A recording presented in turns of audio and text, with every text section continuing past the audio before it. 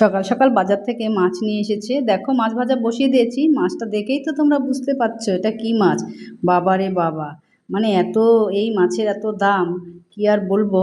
তো তার মধ্যেও যদি মাছটা একটু দেখতে ভালো হতো, একদম ছোট ছোট, আমাদের এখানে এই ছোটোটাই পাওয়া গেছে। তো মাছ ভাজাটা আমি বসিয়ে দিয়েছি। এই যে দেখো মাছ ভাজাটা হয়ে গেছে আমার, উল্টে পাল্টে নামিয়ে নেব। আর মাছের কোনো কিছুই ফেলবো না। তো আমি 5 মিনিটের মধ্যে রান্নাটা কিভাবে করব সেটাই তোমাদের সাথে শেয়ার করতে চলেছি। তো পুরো ভিডিওটা স্কিপ না করে দেখো। তো এবার মাছ ভাজাগুলো আমি নামিয়ে নিচ্ছি। আর সত্যি বলতে কি, এই মাছ, এই ইলিশ মাছটা বছরে ওই 2-3 বারই খাওয়া হয়, খুব বেশি হয় না। তো আর এই মাছটা যেভাবে রান্না করবে সেভাবেই কিন্তু ভালো লাগে।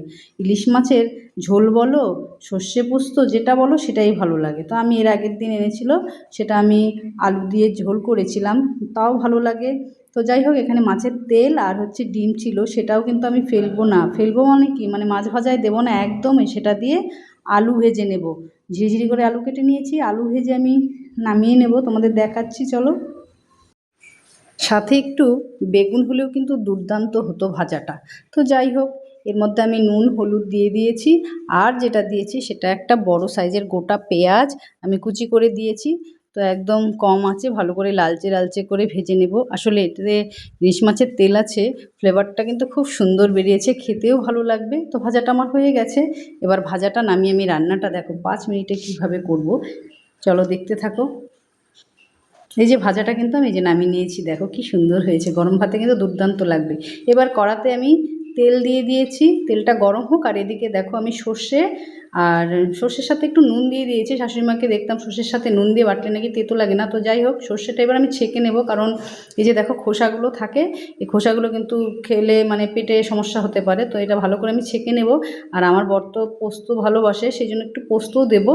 তো অল্প একটু পোস্ত আমি বেটে নেব। আর অল্প পোস্ত কিন্তু মিক্সিতে হবে না, মানে ভালো হয় না আর কি, সেই জন্য আমি শিলনোড়াতে ভালো করে পেস্ট করে নেব। এই পোস্তটাও কিন্তু আমি একদম ছেঁকে নেব। তো এই যে দেখো ছেঁকে নেবার পর একদম জল দিয়ে দিয়ে ভালো করে ছেঁকে নিয়েছি, পুরো 1 বাটি হয়ে গেছে। আর এটাই আমার ঝোল থাকবে তরকারিতে। তো দেখো এই যে ছেঁকে নেবার পর এবার কিন্তু আমি কড়াতে যে তেল দিয়েছি গরম হয়ে গেছে।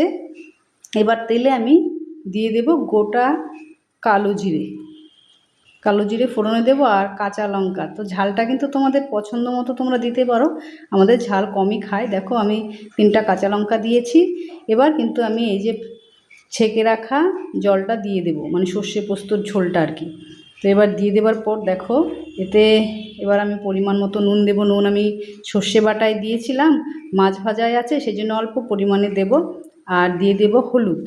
তো ভালো করে কিন্তু এই যে জলটা ফুটে উঠলেই ভেজে রাখা মাছগুলো দেব। দেখো দেখতেই কালারটা কত সুন্দর লাগে না? আর ঘরে কিন্তু খুব সুন্দর গন্ধ বেরিয়েছে মাছ ভাজার। তো এই যে দেখো এবার ফুটে উঠেছে, এবারে আমি মাছগুলো দিয়ে দিই এক এক করে। অল্প একটুই মাছ ছিল, আমাদের একবারের জন্য হবে। তো যাই হোক, এই যে দেখো মাছ ভাজাটা দিয়ে দিচ্ছি। আর বেশি করে জাল করব না, কারণ সর্ষে কিন্তু বেশি জাল করলে তেতো লাগে খেতে। তো একদম ফুটে উঠেছে। এবার একটু কাঁচা সর্ষে তেল ছড়িয়ে নামিয়ে নেব। তোমরা এইভাবে করো, একদম সত্যি বলছি 5 মিনিট লেগেছে। রান্নাটা খুব সহজেও হয়ে গেল, আর খেতেও কিন্তু খুবই ভালো হয়। তো এবার দেখো নামানোর পর কেমন হয়েছে সেটা একবার তোমরা দেখো। জাস্ট এই যে তেলটা দিলাম, এবার গ্যাসটা আমি অফ করে দেব।